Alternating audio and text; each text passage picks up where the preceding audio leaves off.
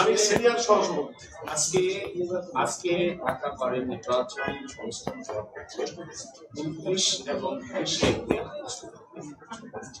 এর মধ্যে এখানে যারা উপস্থিত আছেন সমস্ত প্যানেলের প্রার্থী আছেন, সেক্রেটারি প্রার্থী আছেন, senior vice president, vice president প্রার্থী আছেন, ট্রেজারার প্রার্থী আছেন এবং অন্যান্য সকলেই উপস্থিত আছেন।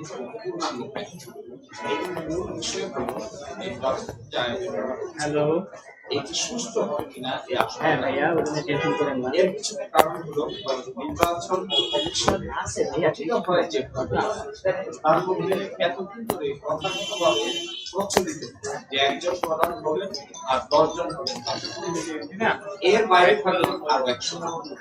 এই একজন যিনি প্রধান হবেন এটা সর্বসময় এরপরে যে 10 জন হবে 5 জন হবে এক প্যানেল থেকে আর 5 জন হবে বিবাদমান আরেকজন। এখানে দেখা যাচ্ছে 5-10 জনের ভিতরে তারা এককভাবে 7 জন বাকি 3 জনকে বলতেছে এর বাইরে আরো 100 জন আছে।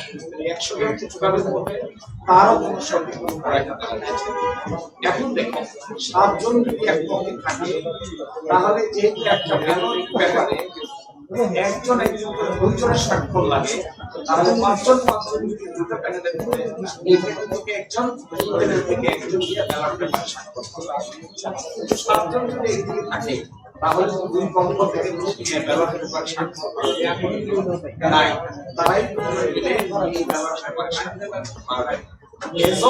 আজকে পর্যন্ত নির্বাচনে মানুষ কাকে ভোট দিবে কাকে ভোট দেবে না এটি কিন্তু আইনজীবী আছে, কিন্তু নির্বাচন প্রক্রিয়াটাকে বাধাগ্রস্ত করা হচ্ছে, নির্বাচন প্রক্রিয়াটাকে বায়াস করা হচ্ছে, নির্বাচন প্রক্রিয়াটাকে একতরফা করা হচ্ছে। আমাদের এই প্যানেলের আমরা এই অভিযোগ লিখিতভাবে করেছি। আজকে বার কাউন্সিলের কাছেও এই ব্যাপারে দরখাস্ত হবে। আজকে এই অভিযোগ আমরা এক্সপেক্ট করব যারা এখানকার নেতৃবৃন্দ আছেন, প্রধান নির্বাচন কমিশনার আছেন, ওনাকে জানাবো আপনি বেশি হবেন, আপনি কারো উপর ছেড়ে দিবেন না। নির্বাচন পরিচালনা করার দায়িত্ব আপনার, কিন্তু আপনি অন্য যারা আছেন তাদেরকেও যারা এর সঙ্গে সম্পৃক্ত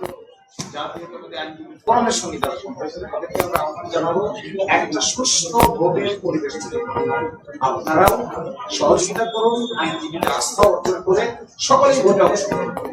যে যাকে মনে চায় ভোট দেবেন আমাদের একই সাথে আমরা ওই দিনও বলেছিলাম গণতন্ত্রে আছে ভোট গণনার সময় ইলেকট্রনিক পদ্ধতি ব্যবহার করা। আমরা সেটাও বলছিলাম ওই দিন যে ইলেকট্রনিক পদ্ধতিতে ভোট গণনার সিস্টেমটা চালু করা দরকার। কারণ কি অতীতে আপনারা দেখেছেন লোকসভার নির্বাচনে ব্যালট বাক্স পর্যন্ত নিয়ে চলে যাবে, এগুলো আমরা একদম এর পক্ষে নই। আমরা চাই স্বচ্ছ জবাবদিহিতা নির্বাচন হোক, কে হারলো কে জিতলো এটা আমাদের কাছে বিষয় নয়। আমাদের কাছে কোনো বিষয় হলো সুষ্ঠু নির্বাচন। এর মধ্যেই আজকে সবুজ প্যানেলের সকল নারী পুরুষ সকলেই আমি এবার সংক্ষিপ্ত আকারে এই প্যানেলের থেকে সভাপতি কামালউদ্দিন সাহেবকে এসএম কামালউদ্দিন সাহেবকে সভাপতি প্রার্থী যিনি আছেন সবুজ প্যানেলের সংক্ষিপ্ত আকারে এই ব্যাপারে বলার জন্য